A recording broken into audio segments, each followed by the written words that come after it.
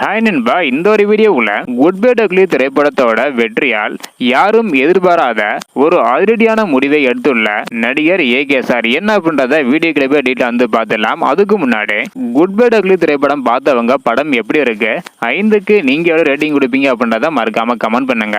Okay நண்பா, வாங்க இன்னைக்கான வீடியோக்குள்ள போகலாம். ஓகே நண்பா, குட் பை டக்லி திரைப்படத்திற்கு பாசிட்டிவ் அண்ட் நெகட்டிவ் கமெண்ட்ஸ் தான் வந்துட்டு இருக்குது. ஸோ இந்த ஒரு திரைப்படத்தில் அதிகமாக ஃபைட் சீன் இருப்பதாகவும் அது மட்டும் இல்லாமல் நிறைய திரைப்படத்தோட ரெஃபரன்ஸ் இருக்கிற காரணத்தினாலேயும் படம் பார்ப்பதற்கு கொஞ்சம் போரிங்காக இருப்பதாக சொல்லியிருந்தாங்க.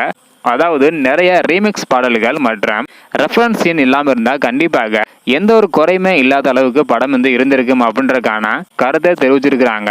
ஸோ இருந்தாலும் படம் வந்து பார்த்தீங்கன்னா நிறைய ஃபேன்ஸுக்கு இதுக்கு முன்னாடி வெளியான படங்களை விட இந்த ஒரு திரைப்படம் ரொம்பவே ஒரு பிடித்த திரைப்படமாக வந்து பார்த்தீங்கன்னா அமைஞ்சிருக்குது. ஸோ இப்படிப்பட்ட சூழ்நிலையில படமும் மிகப்பெரிய வெற்றி அடைந்த காரணத்தினால இதுக்கு முன்னாடி டவுட்ல இருந்த ஒரு விஷயம் வந்து பார்த்தீங்கன்னா தற்பொழுது உறுதியாக இருக்குது. அதாவது இதுக்கு முன்னாடி மீண்டும் ஏகேசார் இயக்குனர் ஆதிக் ரவிச்சந்திரனுடன் இணைய போவதாக ஒரு தகவல் வந்து பார்த்தீங்கன்னா கிடைச்சிருந்தது. தற்பொழுது இது வந்து பார்த்தீங்கன்னா உறுதியாக இருக்குது. இருந்தாலும் ஏகே 64வது திரைப்படத்தை இயக்குவாங்களா அல்லது 65வது திரைப்படத்தை இயக்குவாங்களா அப்படின்றது தெரியல. இருந்தாலும் குட் பை டக்லி திரைப்படத்தில் ஒரு சீன்ல வந்து பார்த்தீங்கன்னா 2026 அப்படின்னு மென்ஷன் பண்ணி இருந்தாங்களாம். ஸோ இந்த ஒரு காரணத்தினால அடுத்த வருடம் தான் வந்து பார்த்தீங்கன்னா 2 பேருமே இணைய அதிகமான சான்ஸ் வந்து இருக்குது.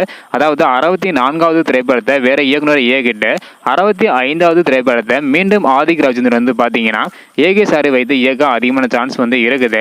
ஆதிக் மற்றும் ஏகே கூட்டணி மீண்டும் இணைகிறது உறுதியாக இருக்குது. அந்த ஒரு திரைப்படம் எப்படி இருக்க போகுது அப்படின்னு தான் ஃபேன்ஸ் எல்லாருமே ஈகரா வந்து வெயிட் பண்ணிட்டு இருக்காங்க. அது மட்டும் இல்லாமல் தொடர்ந்து அடுத்த திரைப்படத்தையும் இயக்க வேண்டும் அப்படின்றக்கான ஒரு கோரிக்கையை வந்து பார்த்தீங்கன்னா வச்சிருக்கிறாங்க. என்ன நடக்க போகுது அப்படின்றத வெயிட் பண்ணி பார்க்கலாம். 64வது திரைப்படத்தை இயக்குனர் தனுஷ் அவர்கள் இயக்க இருப்பதாக சொல்லப்பட்டது.